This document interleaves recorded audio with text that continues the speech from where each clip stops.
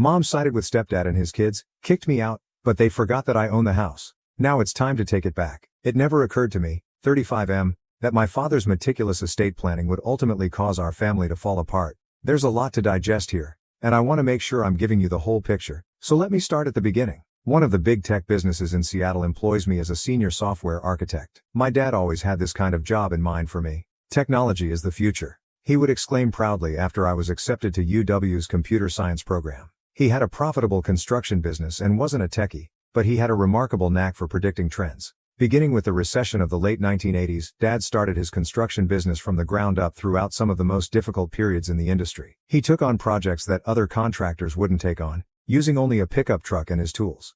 Back then, Mom told me, they lived in a small apartment and were frugal, but Dad had this unwavering faith in his vision.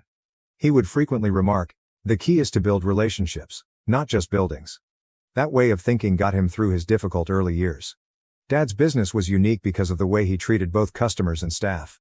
Even if it meant losing some bids to rivals who made exaggerated deadline promises, he was a firm believer in open pricing and truthful schedules. First, establish trust, he would advise. He was correct when he said, "The profits will follow." His business, which was renowned for taking on intricate restoration projects requiring both technical expertise and historical sensitivity, rose to prominence in the Seattle area by the mid-1990s. Because of the devotion he had developed with his clients and staff, Dad's business survived the 2008 financial crisis, when many construction companies were failing. He didn't fire a single employee during that period. Rather, he reduced his personal income to zero and took out a second mortgage on his cherished Mustang. I learned more about leadership from watching him handle that issue than I could have from any management course. "Your employees are your extended family," he told me. "You take care of them, they'll take care of your business." I didn't realize at the time how much his managerial approach affected my own career. Many of his ideas were put to use when I was promoted to team lead at my software business. I established thorough documentation procedures for our code, much as he had kept thorough project logs for every building site. I was able to lead my development team through challenging project deadlines thanks to his attention on fostering good relationships. I met Emily, 34F, at a hackathon in my junior year. She assisted in planning the event while pursuing her studies in business administration. Despite my lack of sleep, energy drink addiction, and likely messy appearance, she somehow found my love of code charming. From the first time he laid eyes on her, Dad fell in love. He told me, "She grounds you." Following their first meal together. "Don't let this one get away." After college, Dad even assisted Emily in launching her own marketing firm.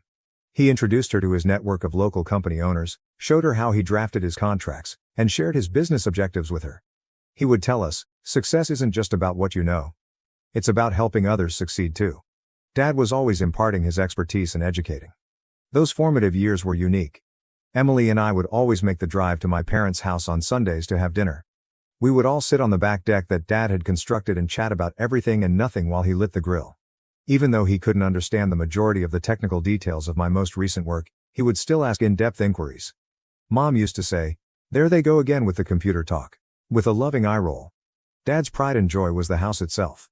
He purchased it with the proceeds from his first significant construction job in the 1990s, which was a historic restoration project that made his business famous.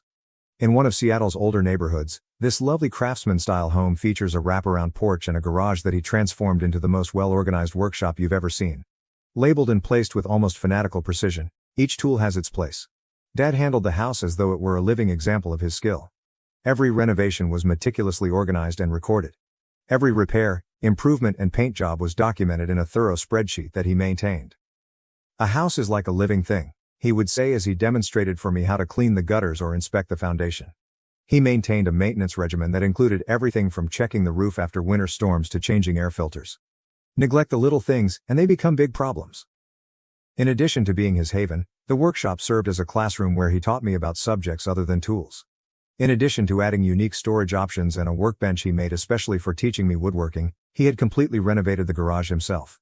He would say, "Every piece of wood has its own story," as we were working. The pegboard wall with delineated shapes for each tool wasn't just about organization. It was his method of teaching me that everything has a place and a purpose. Our job is to help tell that story. Our family held weekends in high regard. In that garage, Dad and I would work on his 1967 Mustang for hours on end. When I was 12, Dad had purchased it for restoration, claiming it would be a project that would strengthen our bond as father and son. That vehicle turned into a life lessons classroom. His advice, which I still abide by now, was straightforward. Always use the right tool for the job. Or shortcuts look tempting, but they'll cost you in the long run. Although Dad might have completed the Mustang project in 1 year if he had so desired, it took 3 years. However, he was more interested in the process than the final destination. I learned everything from project management to fundamental mechanics from him. We took pictures of every component we changed, recorded each step and maintained thorough logs of our development. This isn't just about fixing a car, he would affirm. It's about learning how to break down big problems into manageable pieces. I found that lesson to be really helpful in my profession as a software developer. Emily and I purchased a small home around 20 minutes from my parents' house after we were married. Although Dad insisted that we take out the mortgage in our names, Dad assisted us with the down payment. You need to build your own credit history, he clarified. It's about standing on your own feet. He taught me how to install ceiling fans and fix drywall as he worked on our renovations on the weekends. He was preparing me for the responsibilities of home ownership even back then. At this time, my career was really taking off. I'd just received a promotion to team lead, overseeing a team that was creating cloud infrastructure solutions. I enjoyed every second of it. Even if the hours were long and the strain was great. During my lunch breaks, Dad would frequently call to check in, without discussing anything specific. He was aware of the demands of managing a group and overseeing the work of others. Remember to delegate, he would say. You can't do everything yourself, just like I can't build a house alone. When Dad initially stated feeling exhausted all the time, we were discussing the possibility of starting a family. He continued to put off seeing a doctor, despite Mom's insistence. Just working too hard, he would dismiss our worries. He was working on his largest project to date, a multi-million-dollar development deal that would have established his business for the ensuing 10 years. In retrospect, I regret not pressing harder and insisting on those examinations sooner. Perhaps things might have turned out differently. At the time, the business was expanding quickly. Dad was discussing growing into historical restoration projects in the Pacific Northwest and had recently launched a second office in Portland. He has established a reputation for updating the infrastructure of historic structures without sacrificing their character. He would tell his clients, it's about embracing the future while respecting the past. Everything he accomplished, including his personal and professional life, was impacted by his love of preservation. The Mustang was the subject of our last meaningful discussion. He was discussing taking it to car shows now that we had completed the restoration. When he remarked, we should sign up for the Pacific Northwest Classic, his eyes glowed like a child's. He continued to plan for the future until the very end, saying, show these youngsters what a real muscle car looks like. It began like any other morning until everything changed. When Mom called, my phone buzzed while I was in an early meeting. We were in the midst of an important project conversation, so I nearly didn't respond. But I had to go out and take it for some reason. Mom was crying so hard she was having trouble speaking. Dad had passed out on a construction site. He had left by the time I arrived at the hospital. According to the physicians, it was a sudden and severe heart attack. He was only 58. The weeks following Dad's passing were a haze of mourning and bureaucracy. The funeral was crowded. Dad's business and community involvement had impacted countless people. Suppliers, contractors, and even rival businesses came to show their support. Everybody shared a story about how Dad had supported them, given them advice, or simply been there for them when they needed someone to confide in.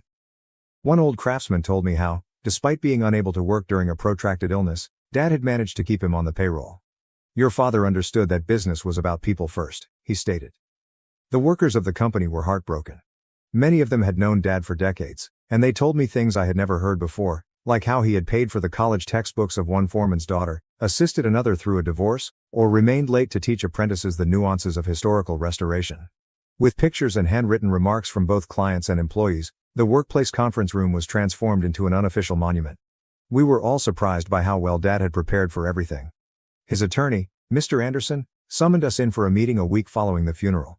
He took out this enormous accordion file that read Family Security Protocol and was neatly handwritten by Dad. Dozens of carefully arranged papers with comprehensive instructions for various areas of his land were found within. I was given a 3-day tour of Dad's estate paperwork by Mr. Anderson. Each color-coded container had personal notes outlining his decisions in addition to legal paperwork. I've never seen an estate plan this thoroughly in my 35 years of practice, Mr. Anderson remarked. Dad had even included a 5-year business transition plan with backup plans for various circumstances. After that, Mom began going to her church's bereavement support group. She first met Steve, 58M, there. Initially, she only mentioned him in passing. Steve suggested this great book about healing. Or, Steve said it's normal to feel this way. He was one of the group facilitators and had lost his wife to cancer 2 years earlier. Even if it seemed a little early, I was happy that she was receiving support. I was reminded by Emily that everyone experiences grief in a unique way. Every Tuesday night, the church grief support group met. Before long, Mom was attending church functions with Steve more often. After services, coffee gatherings became lunch meetings, which in turn became dinner dates. Our family friends began to worry about how quickly their friendship was developing. At a family get-together, my Aunt Jane pulled me aside because she was concerned that Mom was hurrying into things to make up for Dad's absence. Mom's changes became more apparent. Her haircut changed, she started dressing differently, and she even threw out the garden that Dad had helped her create. Every time I questioned these changes, she would respond, "It's time for a fresh start." Dad was hardly ever mentioned by the woman who used to spend hours narrating her life with him. It went more quickly than any of us had anticipated. Mom announced that Steve was moving in 6 months after Dad's death. James, 30M, and Lisa, 32F, his own grown children, felt it would be beneficial to bring life back into the house. I made an effort to be sympathetic, but it seemed like she was in a rush to replace everything Dad had constructed. I'm at a crossroads right now. How can I preserve Dad's legacy without jeopardizing Mom's chances for happiness? Emily advises me to strike a balance, but I can't help but think of Dad's letter. "Son, preserve those memories." First update. I apologize for the wait for the update and appreciate all of the advice you gave on my previous article. 3 months have passed since my last post, and things have become much worse. Steve's domineering demeanor used to bother me, but now he acts as though he owns the house my dad left me. Steve made the decision to begin a significant restoration project last month without even asking my permission. The built-in bookshelves my dad had made for the living room were being torn up by contractors when I visited one weekend. As if he owned the building, Steve was watching over them and directing them to just throw all this old wood in the dumpster. These were the final project Dad and I worked on together before he became ill, so they were more than just shelves. He responded angrily when I approached him. He said, "Look, son," with a condescending emphasis on the pronoun. "This house needs to be brought into the 21st century. Your father's taste was, well, dated. We're doing you a favor by increasing the property value." I reminded him that any modifications required my consent legally. Mom obviously agreed with him, but he simply chuckled and added, "Your mother and I live here. We don't need permission to improve our home." "Steve knows about these things," she acknowledged. "He's just trying to help." The woman who formerly loved those bookshelves and used to place her collection of antique teacups on them for Christmas now acts as though they were just taking up room. I showed her Dad's thorough house maintenance plans, but she disregarded them as dwelling in the past. Additionally, the relationship with Steve's children has deteriorated. James has taken over Dad's workshop and transformed it into a CrossFit facility. While I was on a business trip, he held a garage sale and sold the majority of Dad's tools.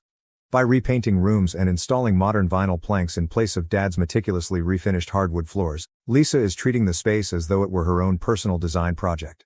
One evening after dinner, Steve grabbed me aside and said, "Since we're paying to live here, we should have our names on the deed. It's only fair." I had to explain him that they don't pay a mortgage because Dad's planning has paid for the house in full. They don't even cover their rent. All maintenance expenses, insurance, and property taxes are paid for by me. Emily recommended that we stop making weekly visits. Now that Emma is here, she is correct, no one benefits from the stress in that household. However, taking a back seat has only made Steve more confident. He began sending me bills for improvements that I never approved, and he began making them more regularly. I should be more sympathetic of Mom's new life, according to Mom's sister, who called me recently. I attempted to explain Dad's intentions and my legal obligations, but she simply accused me of being trapped in the past. "Steve makes her happy. Why can't you just let them make the house their own?" she asked. I found out this week that the growth markers that recorded my height from the ages of 3 to 18 had been removed from the kitchen door frame. Every birthday, Dad would measure me and write the date next to each mark. "It's just an old door frame. We can't keep every piece of wood just because your father touched it," Mom remarked when I confronted her about it. I now spend more time sitting in Dad's old chair, the only piece of furniture I was able to keep, in my own garage. Mr. Anderson advises me to begin considering long-term fixes. Legally, the house belongs to me, but I will eventually have to make some difficult choices regarding its destiny. When does being the bad guy become more important than preserving your father's legacy? And when your whole family opposes you, how do you defend the moral high ground? Update 2. I appreciate all of your advice regarding my previous post. The situation has reached a breaking point and I've finally made a choice that will most likely alter everything. I spoke with my financial advisor about the house situation last week. We may make a sizable rental income, enough to cover Emma's future college fund, because nearby property values have risen by 40% in the last 3 years. I discovered at the discussion that I had been so preoccupied with the sentimental elements that I had failed to take into account the financial ramifications of allowing Mom and Steve to live rent-free. Everything went haywire when I brought this up to Mom in our weekly conversation. She yelled into the phone, "You can't do this to us. This is where we call home. Steve has worked really hard on it." She refused to listen when I tried to explain that I was only considering my choices. She continued to talk about all the enhancements they had made, utterly disregarding the fact that I had never given my approval for these changes. An hour later, Steve called. He was upset, and his tone was different from his usual arrogant demeanor. "Listen here," he announced. "In this house, we have established a life. Because you're missing your father, you can't just walk in and ruin everything." He interrupted me when I attempted to explain the financial issues, stating that they now had sweat equity in the property. I reminded him that the house belonged to me legally. "There's a reason why Dad left it to me." "Your father isn't here anymore," he replied. "You must consider the living." I talked to Emily about it and talked to Mr. Anderson about it before deciding on it the following day. When I arrived at the house, Mom and Steve were working on yet another remodeling job. In the dining room, they had begun ripping out the original crown molding, which Dad had specifically milled to blend in with the house's antique style. That image made me more determined. "They have 2 weeks to find another place to live," I told them. Mom burst into tears at once, accusing me of being callous and harsh. Steve tried to scare me by arguing with me about my inability to throw them out on the street. He began enumerating all of their local ties, including his place of employment, their church, and their neighborhood pals. When faced with challenging circumstances, I maintained my composure and firmness, as my father had taught me. I declared, "This is my property. Dad left it to me for a reason, and I'm exercising my legal right as the owner." Steve's cheeks flushed, and he began to enumerate all the money they had spent on upgrades. I informed him that the historical value of the property had actually been diminished by these unapproved alterations. When Lisa returned home and joined the debate, things became worse. Mom utilized her pregnancy as emotional leverage right away. "How are you able to treat your stepsister in this way? She will give birth to a child." Although Lisa's pregnancy is significant to them, I had to tell them that it does not affect my property rights and that she is not my stepsister. There has been an ongoing assault of emotional manipulation ever since. Mom's whole family has banded together to oppose me. Her sister called, sobbing, and said their parents wanted to make sure Mom was safe. Messages regarding the challenging rental market were left by Steve's brother, a local real estate agent. Long messages on Christian ideals and family loyalty are even coming from distant cousins who I hardly know. Dealing with family friends who have known me since my early years is the most difficult. People who grew up with me now tell me how unhappy they are with my decisions, and every call seems like another tiny betrayal. Some even claim that I'm damaging Dad's standing in the neighborhood. The problem is that this has nothing to do with cruelty or profit. This is about honoring Dad's desires and preserving the things he created. It has been agonizing enough to see them methodically destroy all traces of him. The house was his legacy. I've paid for all of their expenses, allowed them to live rent-free for years, and put up with their unapproved changes. Eventually, enough is enough. They have 2 weeks to come up with new plans.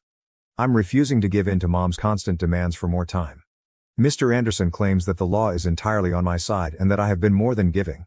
He is assisting me with creating official paperwork for the notice to vacate, ensuring that everything is accurately documented. I realize that this makes me appear to be the villain in everyone else's tale, but sometimes standing up for what's right requires making difficult choices, even when others disagree. I learned that from my dad. Third update. We appreciate everyone's help at this trying time. Things have come to an unavoidable end, therefore this will likely be my last update. I assigned Mom and Steve a 2-week deadline, but it's already passed. The past 2 weeks have been the longest of my life. They have been filled with guilt-tripping, continual emotional manipulation, and progressively frantic attempts to get me to change my mind. Mom did everything she could. Every day she called, oscillating between fury and tears. She would say, "I changed your diapers," one day. "I gave up everything for you," she would yell the next day. Steve also changed strategies, trying to negotiate instead of using intimidation. He recommended establishing a formal lease and offered to begin paying rent. I couldn't rely on them to uphold whatever agreements we made though, given what they had done to Dad's house. When I got to the house, there were people gathering on the front lawn 3 days prior to the deadline. Mom had enlisted the help of friends from church, family, and even some of Dad's former business partners. They had prepared statements about moral commitments and family responsibilities as part of what amounted to an intervention. I listened to people criticize me for being a bad son for 2 hours. The topic of honoring your parents was discussed by Mom's pastor.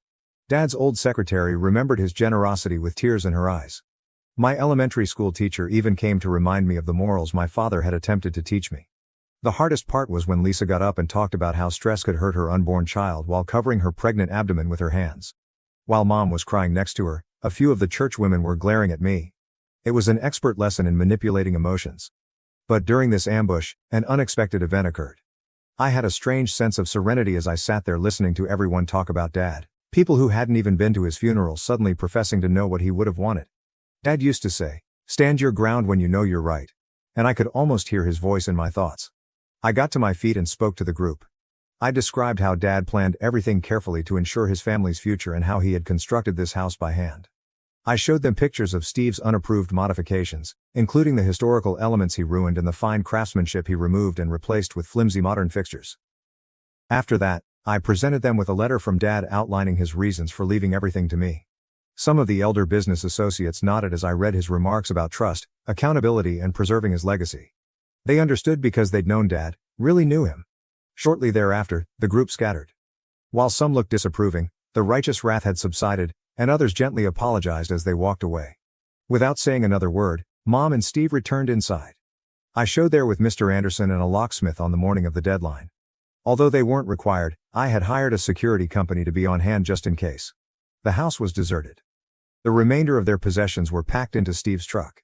Steve couldn't help but give me a last poke, but Mom refused to look at me. As he assisted Lisa into his pickup, he asked, "You're happy with yourself? Your father would be so proud of how you've treated your mother." I didn't answer. Dad would have known. I know he had prepared for this possibility. What other reason might he have had for being so explicit in his will? I strolled about the home after they had left. I had underestimated the extent of the harm. Builder-grade materials had been used to replace the original fittings. Dad had painted over or taken out his handcrafted woodwork. We had spent so many weekends at the workshop, and it had changed completely. I have no intention of pursuing damages, but Mr. Anderson documented everything for any legal considerations. I simply want to put this chapter behind me and concentrate on fixing what can be fixed. Some of Dad's old craftsman friends have already been contacted, and they are eager to assist in rebuilding the features that were taken out. For now, Mom is staying with her sister. The majority of my relatives have stopped talking to me altogether, however some sometimes call to chastise me. On social media, Steve's children continue to share heartbreaking updates about their poor mother being thrown out of her home, but fewer people are responding to each post. Through it all, Emily has been my pillar of support. She reminds me of Dad's letter whenever I begin to doubt myself, expressing his faith in my ability to make the right choices. I will eventually tell Emma about her grandfather and the heritage he attempted to preserve, but she is too little to comprehend what is occurring right now. To restore the house to its original state, I'm collaborating with a restoration professional. We can preserve the spirit of what Dad made, but it won't be perfect. Some things can't be reversed. First, the workshop will be restored. The same place where I learned from my father is where I want my daughter to study. Being the villain in someone else's tale is sometimes the price of doing the right thing. I may never be able to rebuild the relationships I lost, but I can live with the fact that I preserved what my father trusted me with. As Dad used to say, integrity is about doing the right thing, even when it hurts, and not about taking the easy route. I believe he would comprehend. My last update will be this one. I appreciate everyone's support along this journey.